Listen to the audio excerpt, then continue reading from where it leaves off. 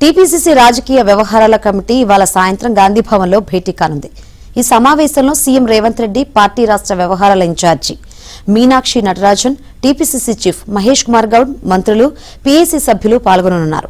రాష్ట్రంలో జూన్ 15 నుంచి జరగనున్న ఓటర్ల జాబితా ప్రత్యేక సమగ్ర సవరణ కార్యక్రమంపైనే ఈ సమావేశంలో ప్రధానంగా సమీక్షించనున్నారు. పార్టీ నిర్మాణం, బలోపేతం, ఇతర అంశాలపైన చర్చించనున్నారు. ఎస్ఐఆర్లో అర్హత కలిగిన ఏ ఒక్కరూ తమ ఓటు హక్కు కోల్పోకుండా ఉండేందుకు చేపట్టాల్సిన కార్యక్రమాలపైన క్షేత్రస్థాయిలో ఇప్పటికే అవగాహన కార్యక్రమాలు జరుగుతున్నాయి.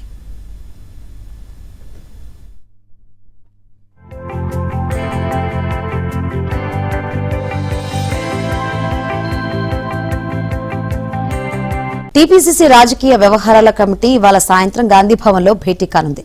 ఈ సమావేశంలో సీఎం రేవంత్ రెడ్డి, పార్టీ రాష్ట్ర వ్యవహారాల incharge Meenakshi Natarajan, TPCC chief Mahesh Kumar Goud, మంత్రులు, పీఏసీ సభ్యులు పాల్గొననున్నారు.